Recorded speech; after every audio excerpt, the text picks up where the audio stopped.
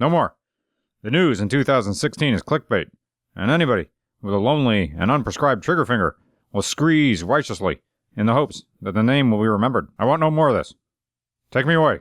Take me back to 1987, when at least tragedy moved slower.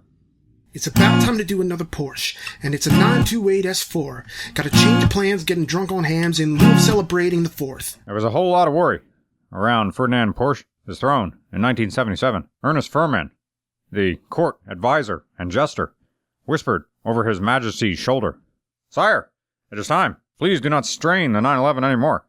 The Americans, they are massing at the gates. They have their lawyers. I'm sure of it. This is the end. Sire, you must act." For King Ferdinand isn't easily swayed from ideals. The Hun did act, however, but the aging noble wanted his new flagship car to be mid-engine and with 12 cylinders. But Furman prostrated himself before his lord. "My king, the Americans, they will only accept the V8. It is all they like and it's all they know. It must, yes, it must be front-engined, and no less than 4 liters." Ferdinand Porsche listened, but he was hopefully ignorant of his North American market. His cars weren't meant for American highways, but us Yanks were buying his goods anyway, and the crowd grew accustomed to our annual tithings. So when the new safety standards inched to the previous flagship car, the 911, and inched it closer and closer to the guillotine, Ferdinand Porsche knew he had 2 choices. Number 1, build a new car to make G.I. Joe feel safe and happy.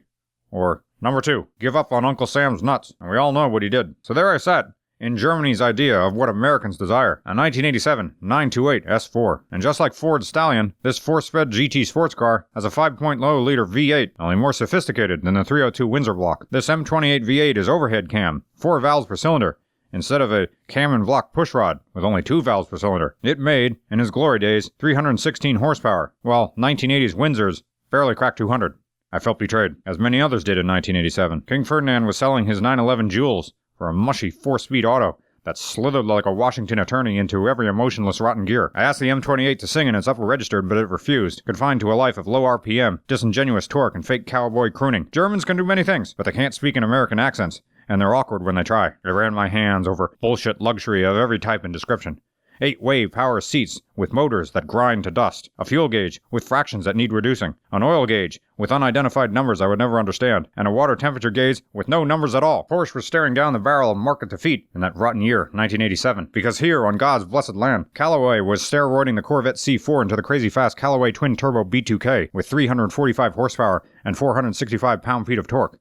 That blue and white bastard went 178 miles per hour and cost $50,000, which was less than the exotic imports, a category in which Porsche hatefully found itself. Midwestern millionaires would save the Porsche 928 if only they could be seduced to buy it. But when the bald, stupid 898 horsepower Callaway C4 sledgehammer massacred the world production record for top speed at 254 miles per hour, all those corn-fed faggots stood at attention and jizzed for God, country, and Uncle Sam. I thought about that horrid scene when I sat in this 928 S4. I felt like a country club insider, but few will know if I drove unannounced to Heidelberg and demanded a 9 a.m. tea time for myself and the Roman. Would the taciturn pro shop clerk understand that only 15,682 S4s were ever made, and most owners sold theirs down the river when operating costs got too high? No, damn it, he wouldn't.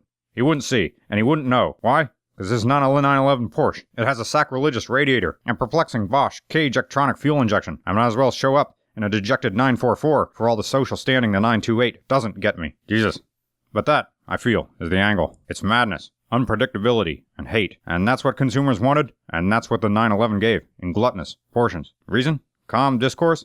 That's the 928. And the public told that car to get fucked. They wanted disaster on their own terms, and that's why the 911 came back and continues this year in 2016, even though it is water-cooled for evolutionary reasons, which old men continue to angrily ignore. It's Monday morning here in the Pennsylvania Appalachians, and rain feeds a new spring. It's calm, but we, and the rest of the Union, knows the landscape is about to get mean come fall. But it's a presidential madness, as familiar as restaurant hamburgers. It is routine and tradition, for good or ill. Yes, sir, the 928 was a calm, reasoned approach to high-speed performance German GT cars, and it remains so, but it was 3 decades too early. Us Yanks didn't appreciate this style of Porsche until the Panamera came out in 2009. The 911 had to mutate into a reptilian scumbag 996, a car so slimy even the driver couldn't hang on. The damn styling was done by computers and focus groups who didn't give a hoot in hell what was right. And that's when Joe and Jane Consumer turned to the long Panamera and found that that was what they really wanted in a Porsche. Steady, high-speed speed, with no surprises. But they forget that we've already broke that ground in the 80s with 928, but no one was watching. I can feel it.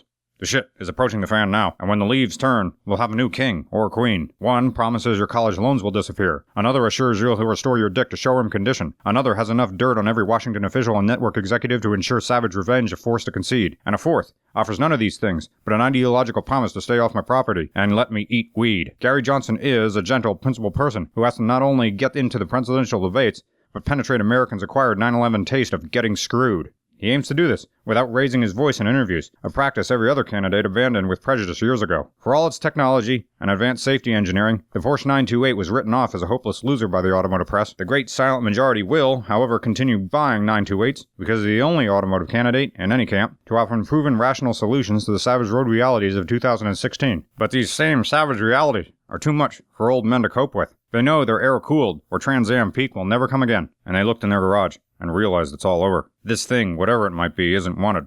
No one is buying. And they're pressing signs into their lawns and pressing slogans on their otherwise pristine cars and stomping about the internet looking for a buyer or revenge for not getting a buyer. Their 1970s air-cooled 911s were their youth, but their youth and values have no value. And if they can't get the world to buy their legacy, they'll suck vitality from those who still have it, those who survived and adapted. Their bodies are broken, and if they can't get what they want with fists, they'll do it with the law. Old men hate the 928 because this car isn't doomed. This car straddles party lines and fits in everywhere. The 928 isn't doomed to a dead-end trailer life and car shows populated only by other impotent men repeating old impotent stories about old impotent times. Yes, the 928s are still rolling in this world, hanging on to a transcendent character and still changing hands and still writing new stories.